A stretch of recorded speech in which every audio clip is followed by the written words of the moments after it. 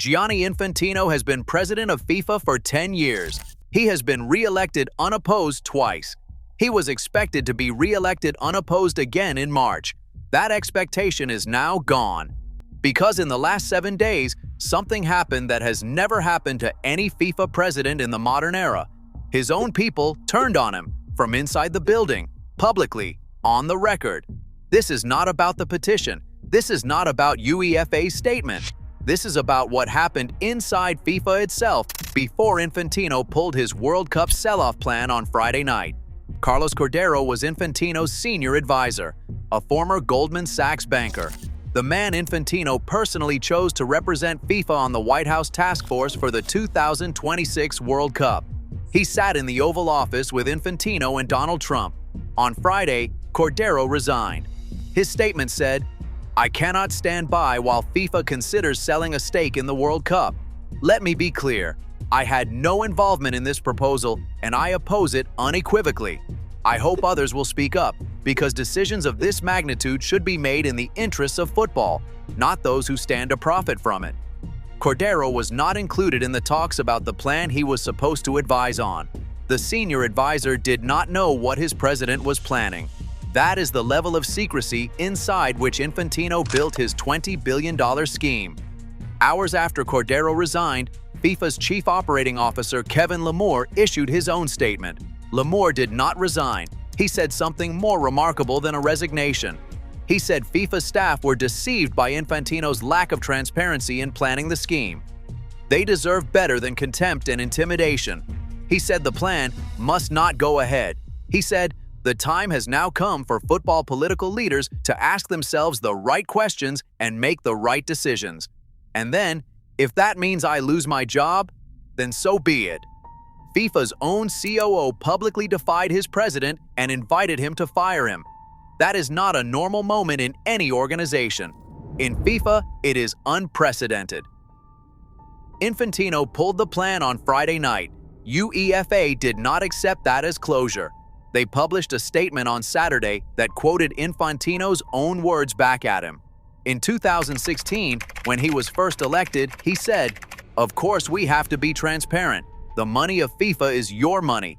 It is not the money of the FIFA president." UEFA's verdict on both these promises he has failed to deliver.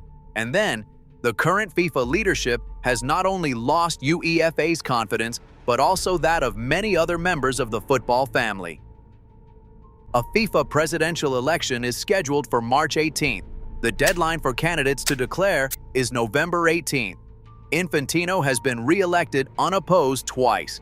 The last person to actually unseat a sitting FIFA president in an election was João Havelange, who beat Sir Stanley Roos in 1974.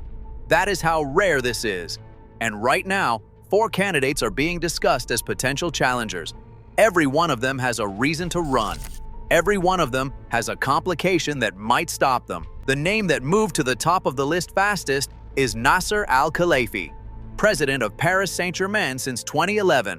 He oversaw PSG's Champions League titles in 2025 and 2026. Chair of the European football clubs, representing more than 800 clubs. Member of UEFA's Executive Committee. Member of the FIFA Council. Belgium, Poland, Spain, Germany, and Norway are all reported to back him. The problem, Al-Khelaifi's own spokesperson was unambiguous. Mr. Al-Khelaifi has no ambition, intention, or interest in this position at FIFA, nor in all this media noise. On the contrary, he will continue his support in a wise and constructive manner for all global and European football institutions.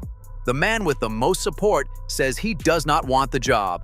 That gap between what UEFA needs and what Al-Khelaifi wants is the central tension of the next 3.5 months. Victor Montagliani is the candidate who wants it most openly.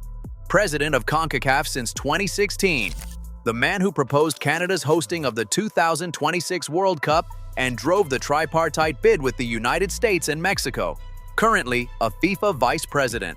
According to the newspaper, he is making moves toward declaring a challenge to Infantino. CONCACAF's 41 member associations rejected FIFA's FFE proposal. That gives Montagliani a political base. The question is whether CONCACAF's votes, combined with UEFA's, are enough. Africa has 54 FIFA member associations. Asia has 47. If those continents stay with Infantino, and his promise of $20 million per association carries enormous weight for smaller federations, Montagliani's numbers may not add up. Sheikh Salman bin Ibrahim Al Khalifa is the historical candidate. President of the Asian Football Confederation since 2013, Senior Vice President of FIFA. He lost to Infantino in 2016 by 115 votes to 88. In that election, he carried Asia and parts of Africa. He now leads the AFC that formerly opposed FFE and said FIFA must urgently review its management style. The man who lost to Infantino 10 years ago is now leading the continent that turned against him. That is a political shift of genuine significance. But Sheikh Salman's candidacy in 2016 was complicated by questions about human rights in Bahrain. Those questions would return. The fourth name being discussed is Mioduski, a Polish lawyer and Legia Warsaw owner. Senior federation officials in Bosnia, Norway, Sweden, Germany, and Spain have raised his name. He is the dark horse, without a continental presidency to give him a voting base, but being advanced by a group of European associations who may not be able to secure Al-Khelaifi and are looking for an alternative. Al Jazeera UEFA president Alexander Ceferin is perhaps the most consequential figure in the entire calculation. He had initially ruled out standing for a third term as UEFA president, but is now willing to seek re-election if no other candidates step forward. As things stand, he is not eager to challenge Infantino for the FIFA presidency, which has led UEFA members to look elsewhere. But Ceferin's decision, whether to stay at UEFA, back Al-Khelaifi publicly, or back Montagliani, is the decision that shapes the entire race. If he backs Al-Khelaifi publicly, Al-Khelaifi's denial becomes harder to sustain. If he backs Montagliani, the Canadian has a serious campaign. The political arithmetic of FIFA is brutal, and Infantino knows it exactly. Europe has 55 votes, CONCACAF has 41, AFC has 47, but Africa has 54, and CONMEBOL, South America, has 10.